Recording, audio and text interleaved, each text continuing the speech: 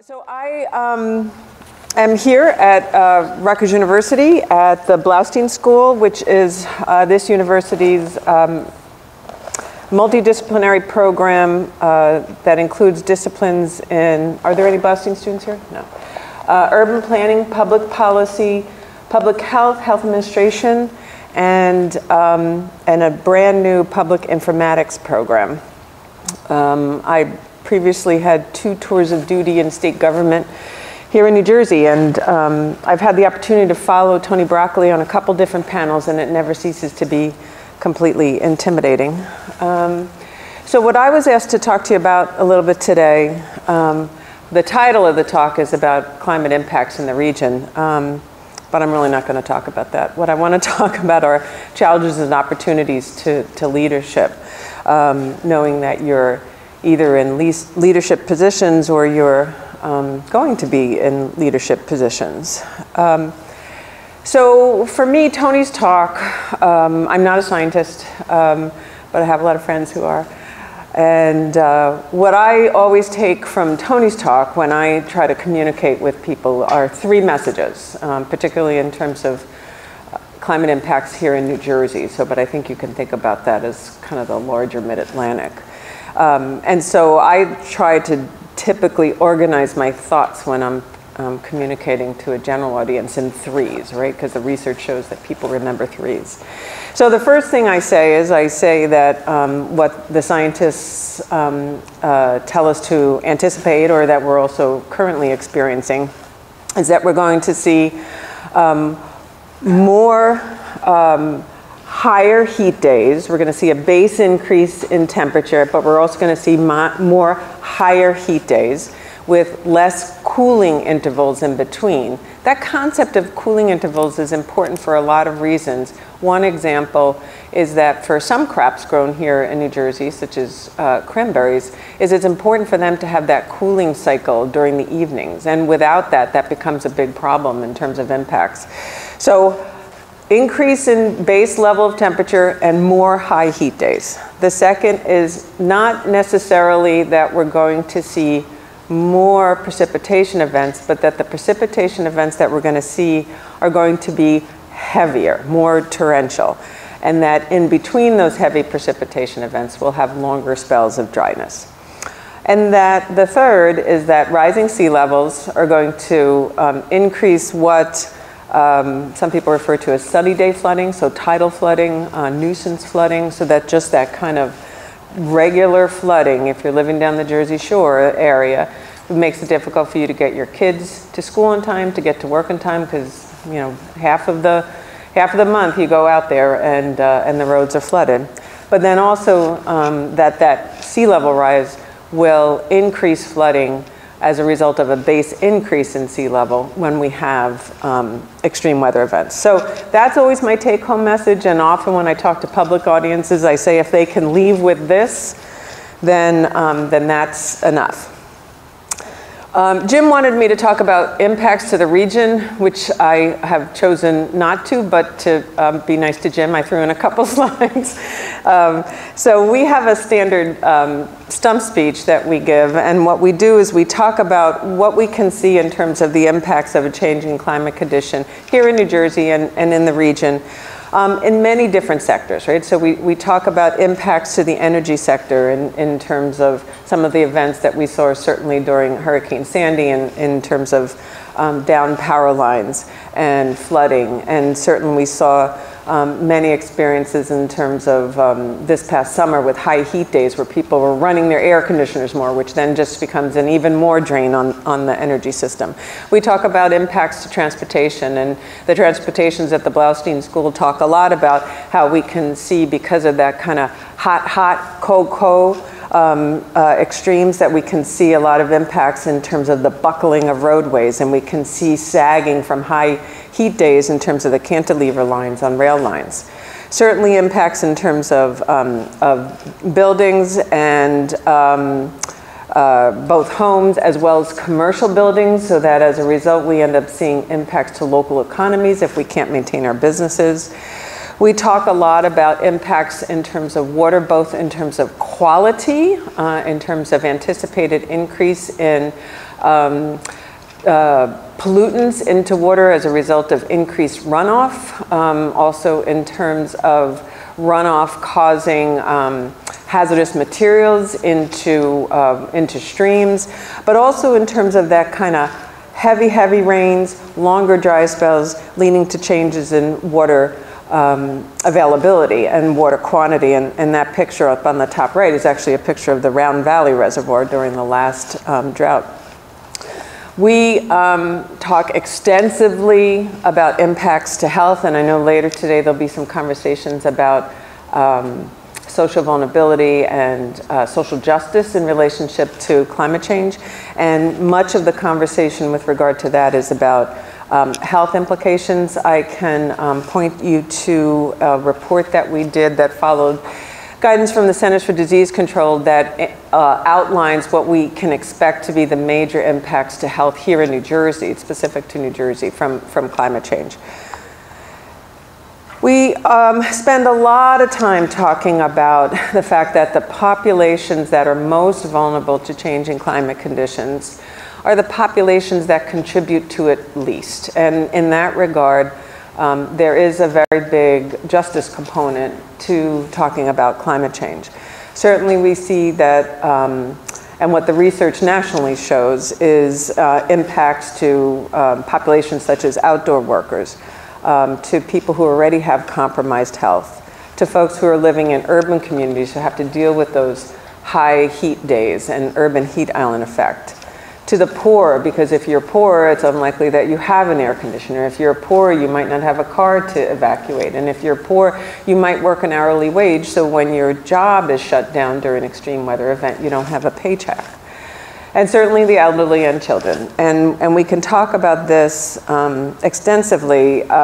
Maybe one take-home message for you today is if you want to learn more about climate change impacts and policy opportunities here in New Jersey, I will point you to a website, and you should go no further because what you'll find there is a lot of analytical reports, but a lot of work that we've done in terms of general public communication. And so, for example, you'll see a link up there to a video that talks about impacts to socially vulnerable populations.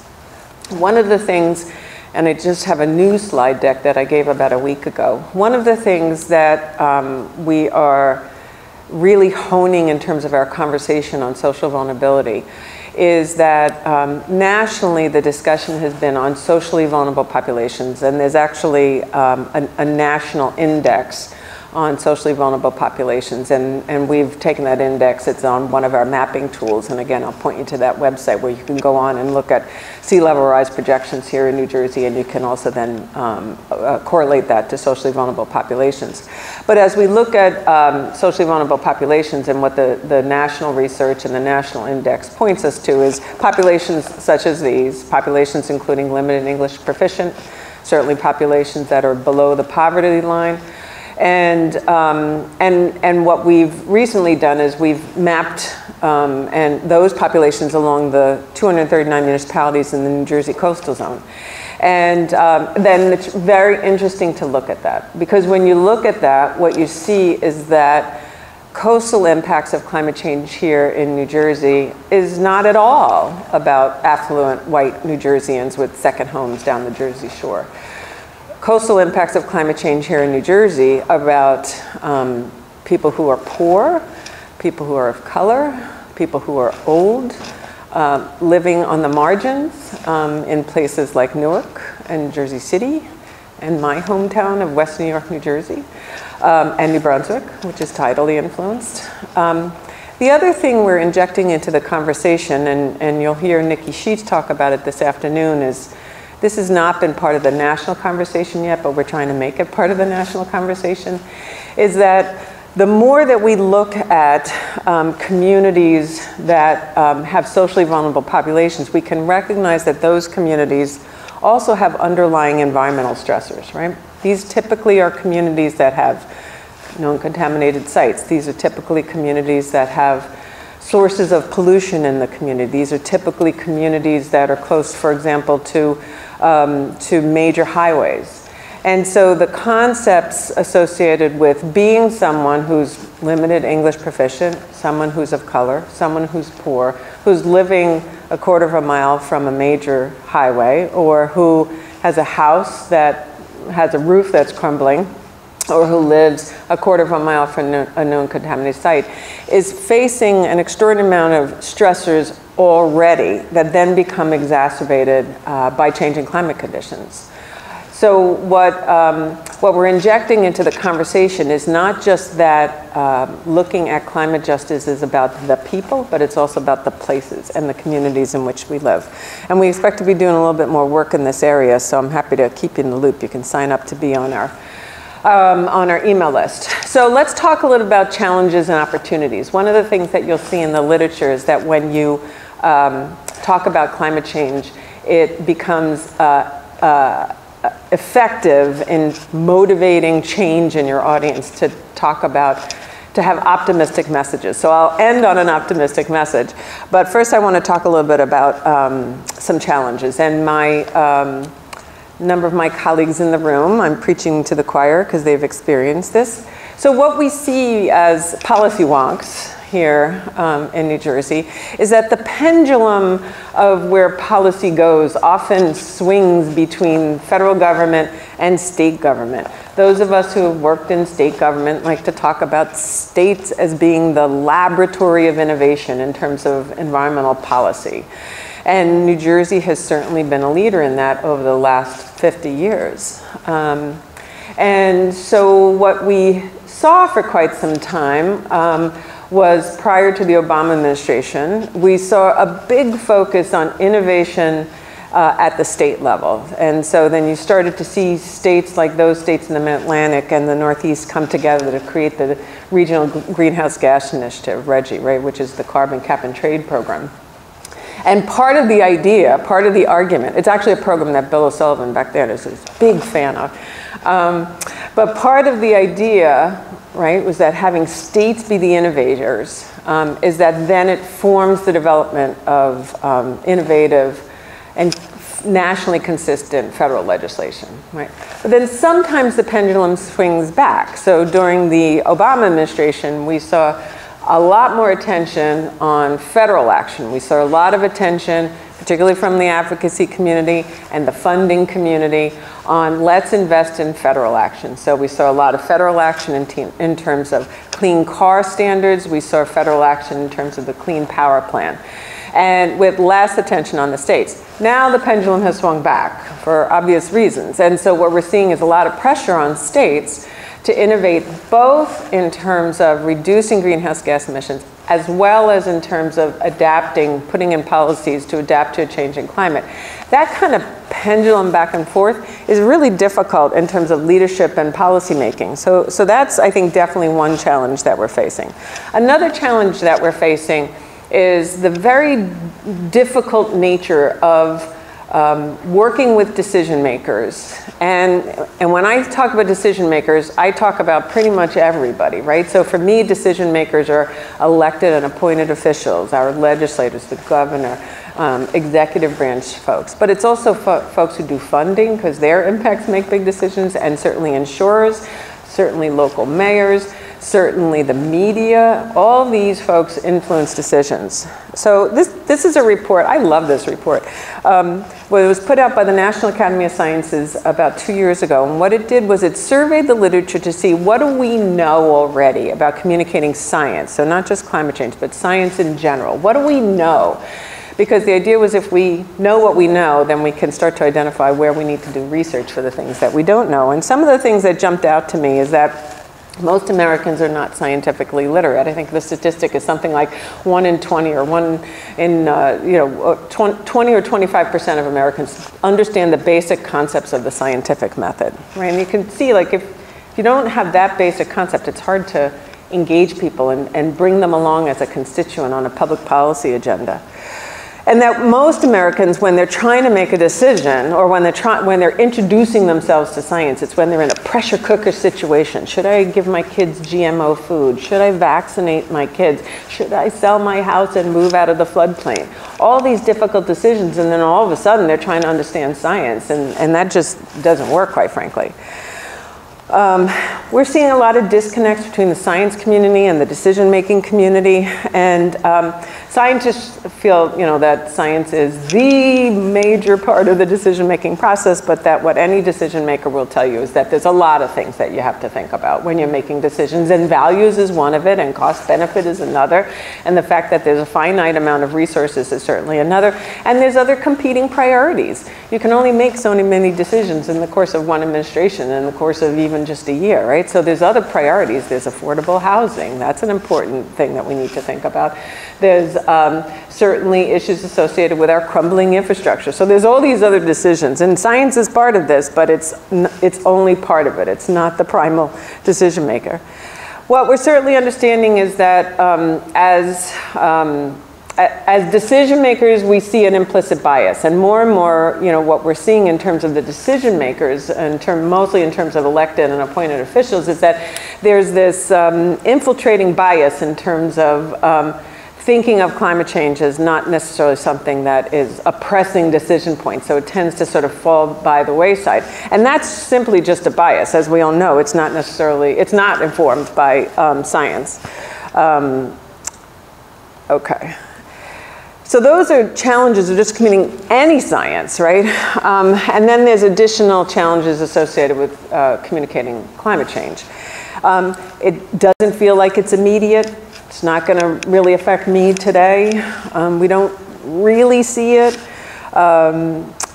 Currently, in terms of market signals, we haven't transformed our market so that I'm still driving a little bit of a gas guzzler, right? Because I'm a single mom, and that was the affordable thing for me to do. So there's all these things about people are just confused because we're not sending consistent messages. Another challenge is definitely about how the public perceives this, right? And the thing about being a decision maker and thinking about public perception is that decision makers, our elected officials, need to be supported by a constituency. And so it's important as we do public policy to think about how science informs that policy, but we also need to bring the public along. So these is a series of maps from the Yale Center for Climate Change Communication. So this is a question, so this is showing the national average.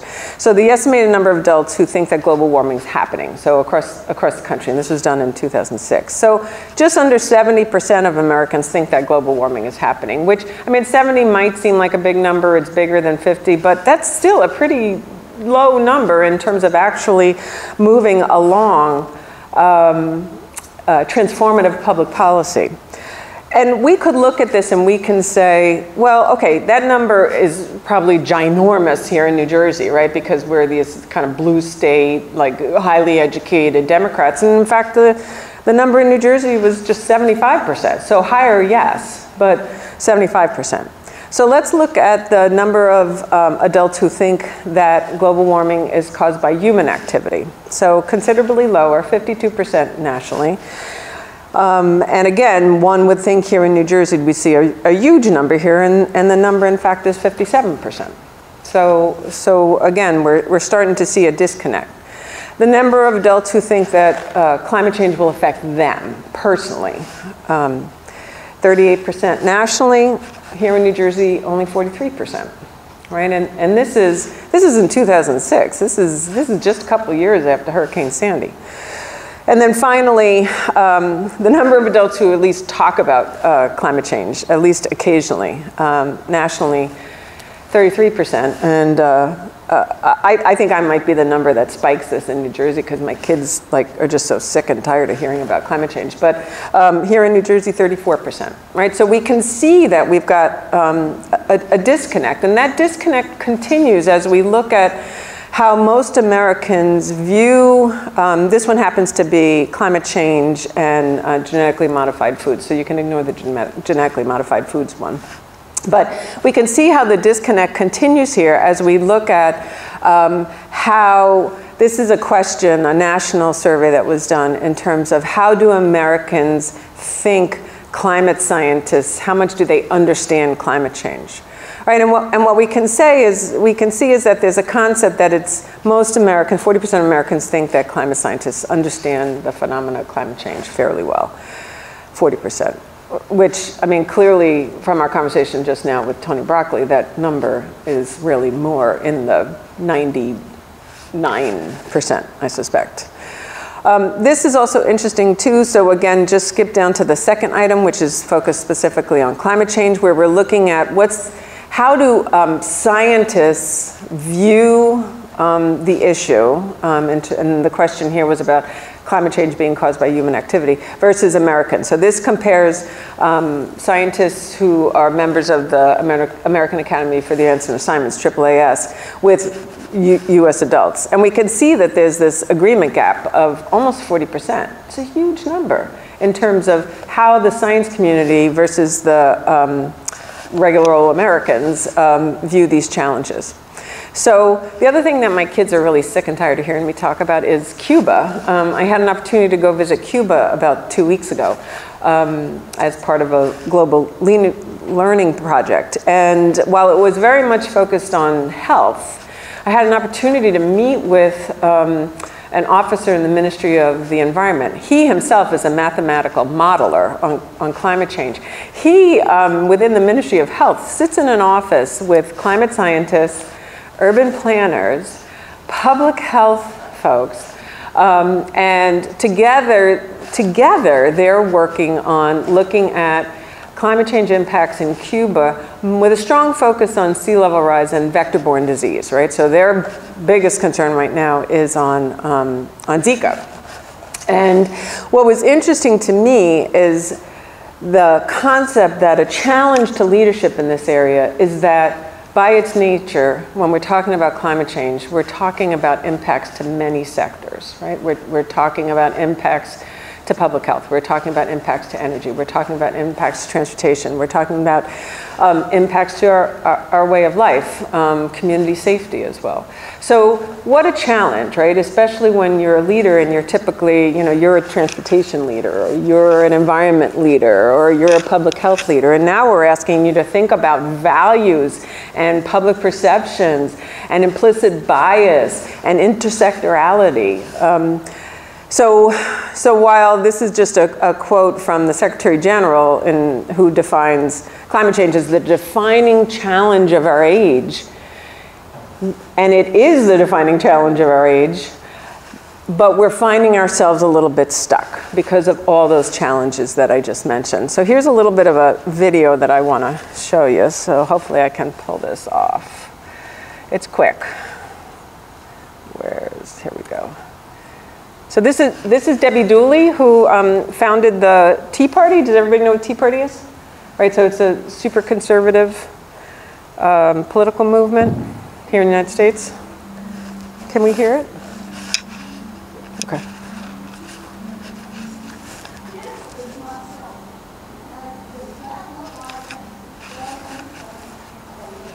Can you hear it? No. Dan, how do I make this louder? Down here? Not sure. Hang on a second. Oh, I see. Here we go. Mute, louder. Oh, no, that's the wrong thing. Help! I got to bring it back. Wrong one. All right. Come on, you guys are smarter than me. Let's find the volume. I think the volume, let's see, might be here. Yeah, that's the mute. Here, right? And then if we can raise that up. Okay, thank you. Thank you, Jim. All right, great. I'm going to start. Hopefully, doesn't blow everybody's ears out. No, we won't worry about that. Okay. Oh, you're kidding me. Well, why don't you guys? Here we go. technology. Still don't have volume. Yeah, so you just got to click on that, the little speaker, just click on that and that'll unmute it. All right. I really am about to start and this is going to work, so hang on. All right.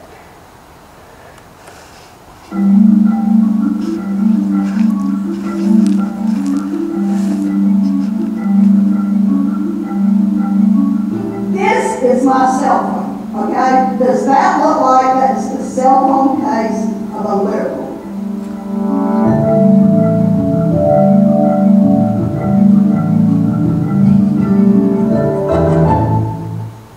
My dad is a retired Baptist minister. He told me that in order to get people to hear your message, you have to get them in the church. That is a mistake that a lot of environmentalists make. When talking to Republicans and conservatives about solar, about clean energy, they lead off with climate change. That is the wrong message. If you deliver the message of energy freedom, energy choice, competition, national security, innovation, all of a sudden you will have a receptive audience and they will listen to you. If you lead off with climate change, they're not going to pay a bit of attention to anything else you say. They've been brainwashed for decades into believing, that we're not damaging the environment. Unfortunately, a lot of these fossil fuel interests and giant monopolies have been telling activists for decades that we're not damaging the environment. Everyone agrees that burning fossil fuels releases carbon dioxide and that such concentrations in the atmosphere are rising.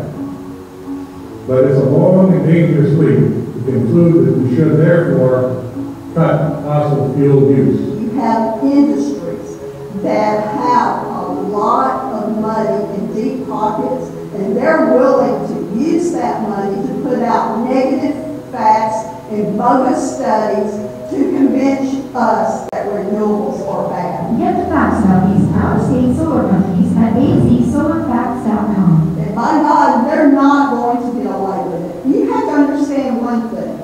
The Republican Party has always been, in the past, a party of conservation. Richard Nixon, the Republican president, actually created the EPA to make sure we had clean air and clean water. Each of us all across this great land has a stake in maintaining and improving environmental quality.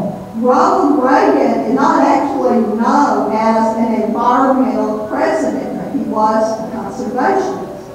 He actually believed man was damaging the environment, and he advocated very strongly for and signed the Montreal Protocol that banned fluorocarbons. If Ronald Reagan were alive today and he wanted to ban aerosols, fluorocarbons, because he saw scientific evidence that they were damaging the environment, some of these same groups that are attacking renewables would be attacking the conservative icon, Ronald Reagan. One of the reasons I'm fighting very hard to bring conservatives on board is to educate conservatives to advance renewables. Failure is not an option. This earth is not a Republican earth. It's not a Democrat earth. This earth belongs to all of us. If you think fossil fuel is not damaging the environment, pull your car in the garage, start up your engine, and inhale the exhaust fumes for a few minutes and see what happens. Okay, so thank you, Debbie Dooley. So what I want to do,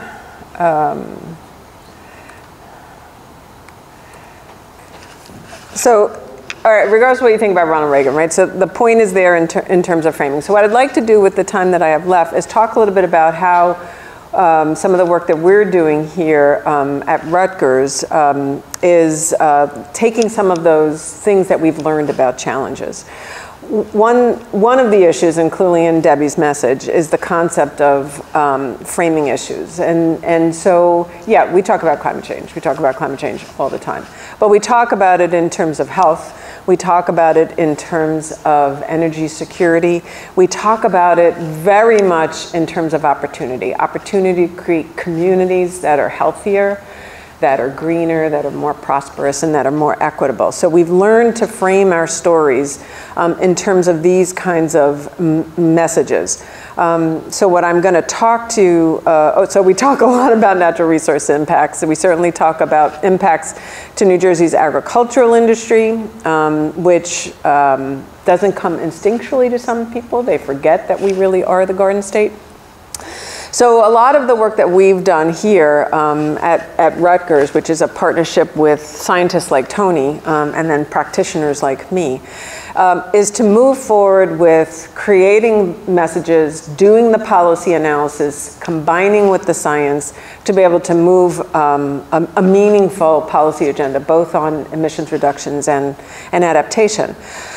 We've learned a lot about meeting people where they're at. So when we're talking to the public health people, of course I lead with public health. When I'm talking to Russ Finari from PSC&G, of course I lead with issues associated with energy security, and that the concept of partnerships matter. So I'm a former regulator, and I really like the top-down model of just telling people what to do, but it doesn't work when you're dealing with the kinds of challenges that we're dealing here with climate change. So there's a need to have participatory processes. And so the participatory process that we've created is what we call the New Jersey Climate Adaptation Alliance, which is about to change its name to the New Jersey Climate Alliance. And for the last 8 years, this has been a really nationally recognized innovative approach where we've had about 45 thought leaders here in New Jersey come together on initially focusing on climate adaptation and resilience, on the concept that if you're a well-intended person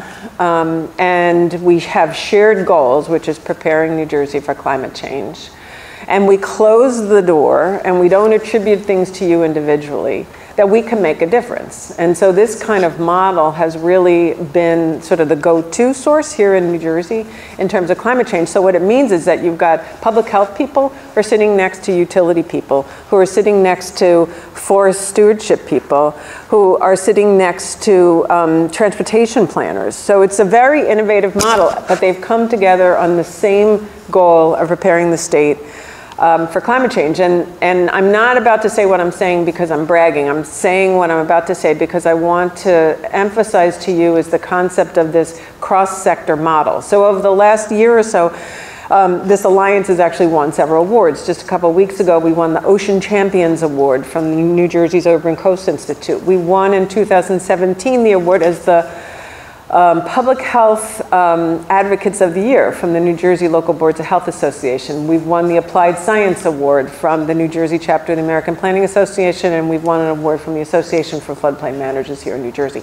So the concept of bringing those voices together into one place has been really very innovative and impactful.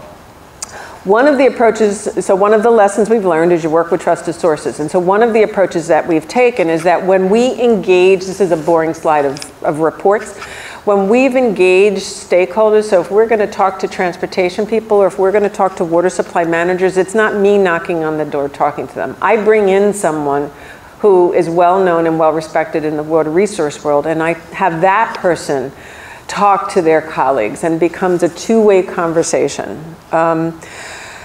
This is, in terms of building participatory processes, this is the report that Tony Broccoli mentioned where we pulled together a group of climate scientists and coastal scientists to put together projections for sea level rise here in New Jersey. And what's innovative about the approach that we took there was we had a science panel of some very high-ranking scientists who worked together to articulate their shared perspective in terms of what are the right projections to use for sea level rise in New Jersey.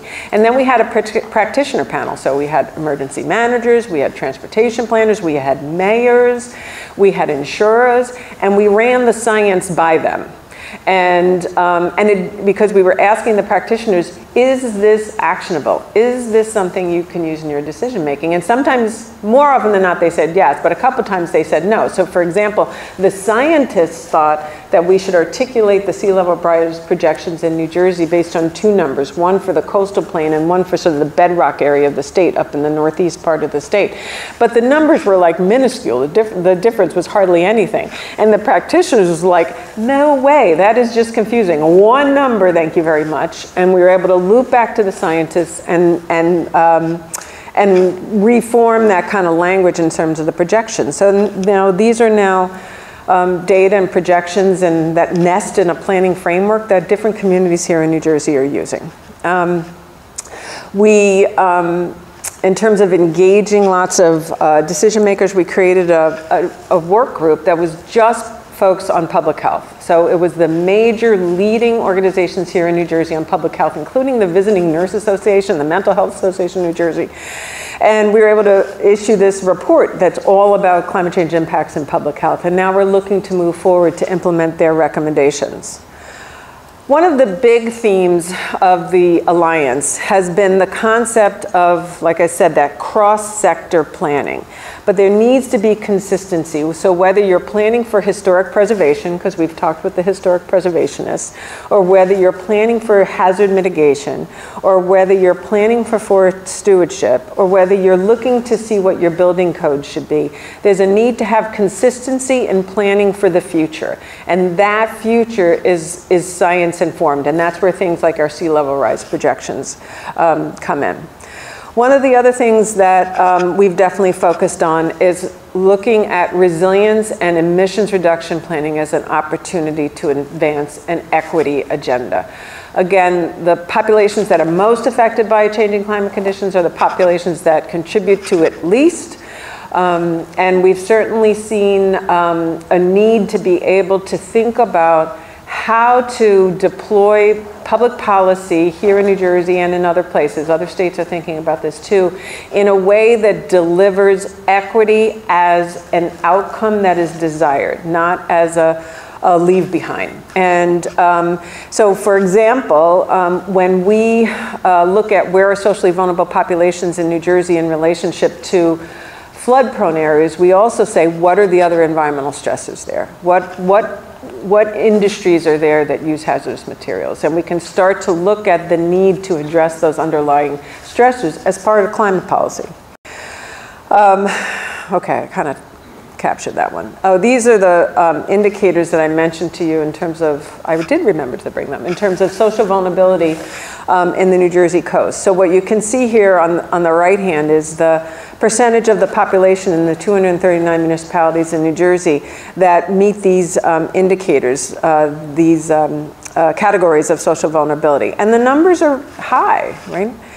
If we look at those numbers in terms of populations that have more than one characteristic of being socially vulnerable, so they're considered high social vulnerability. So for example, maybe there's high percentage of limited English proficiency, high percentage of people of color, high percentage of people who are poor. And we compare them to some of the Sandy surge numbers or the 100-year floodplain or our future projections for sea level rise, you know, we're seeing numbers in the 24 to almost 30% range in terms of those highly socially vulnerable populations that are affected. And this is where we compare them to industrial facilities that use hazardous materials. So if we look down in terms of the number of facilities, about 45% of them, so these are facilities that use hazardous materials, and about 45% of the ones that we identified are in areas that we viewed as being highly socially vulnerable from a demographic perspective. We talk a lot in terms of framing messages. We talk a lot about impacts to economy and local businesses. Again, another really great video. And we talk a lot about climate change in terms of values. And this is, I don't think I have time to show this other video. Jim, what do you think? How much, you need me to wrap up? How much time is the video? How long is it? It's about 3 minutes. I think it's okay. Okay. All right, okay.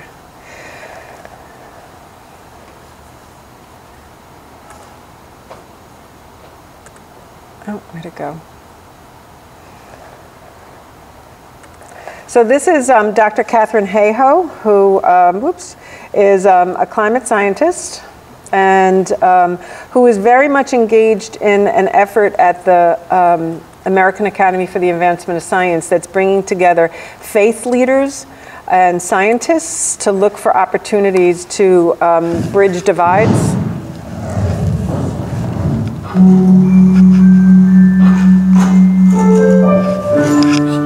Okay. One of the first times that we went to church in Texas, I met a couple and we were introducing ourselves. They asked, "What do you do?"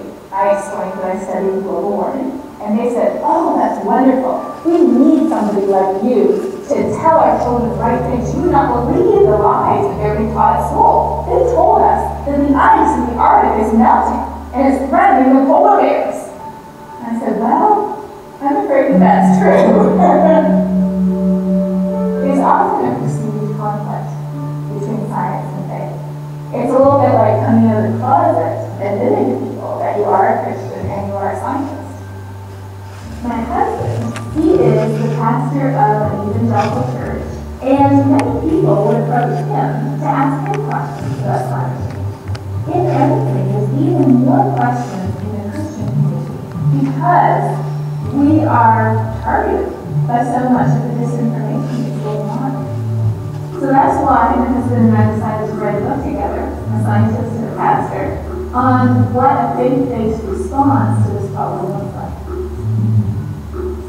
With climate change, much of our response to this issue is emotional. The fear of how our lives would be irrevocably changed if we uprooted our entire economy, and how our rights to enjoy the luxuries of energy and water might be ripped away from us. Well, as a Christian, we're told that God is not the author of fear. God is love. When we're acting out of fear, we're thinking about ourselves. When we act out of love, we're not thinking about ourselves, we're thinking about others. Our global neighbors, the poor and the disadvantaged, the people who do not have the resources to adapt. And so I believe that we are called, first of all, to love each other, and second of all, to act. A&WMA and climate change evangelism. The evangelism is good news. Climate change is not really very good news right now. But at the same time, I think it is good news to know that we have choices. And by making wise and responsible choices now, we can ensure that we protect the things that we care about the most on our planet for the benefit of the people who we know personally and those who we don't.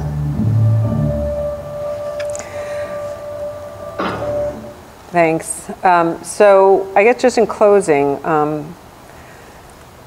I have learned a tremendous amount from understanding some of the research that's been done in terms of working on this issue in a way that brings people along and to really have lasting impact. And so what that's kind of led to is, I mentioned our Climate Alliance here in New Jersey. And so initially when that group came together, the safe space for that group to work in was to look at adapting to a changing climate. So whether you were a local public health officer or if you were a transportation planner, you could accept that the climate was changing and it affected your sector and your constituents. So moving into the space of what's causing it was just a little bit too dicey. And so by bringing folks in the room and meeting them where they're at and having that conversation, and over several years, we built a lot of trust. And so now what we've come to see is that that group of folks who are 45 organizations strong with 2 former governors as the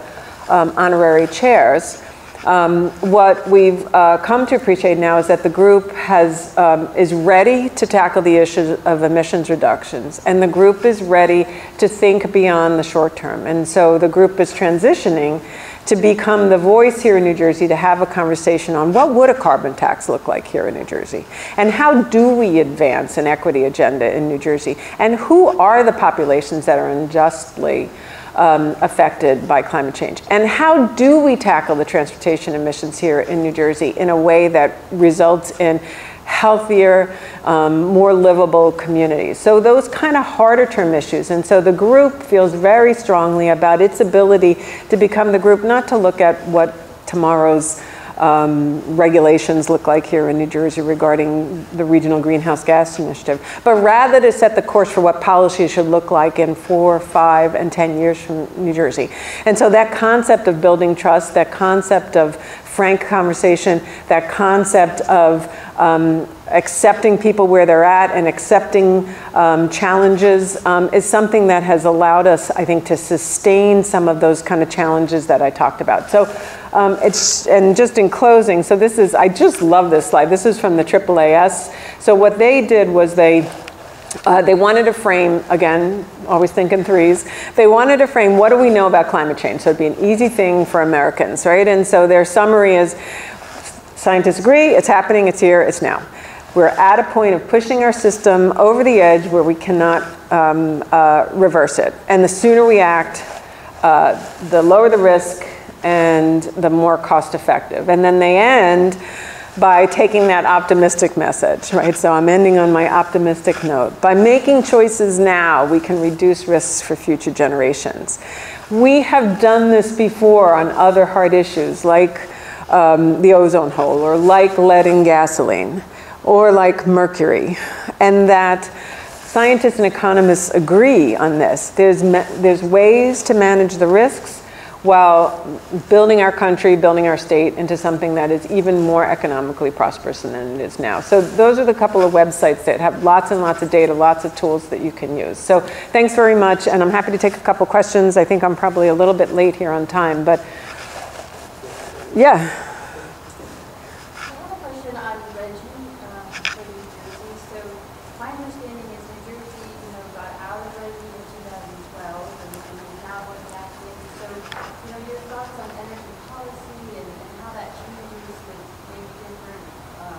Right. Administrative, like, do you see New Jersey getting in and staying in? Well, that really depends on every governor, right? Right.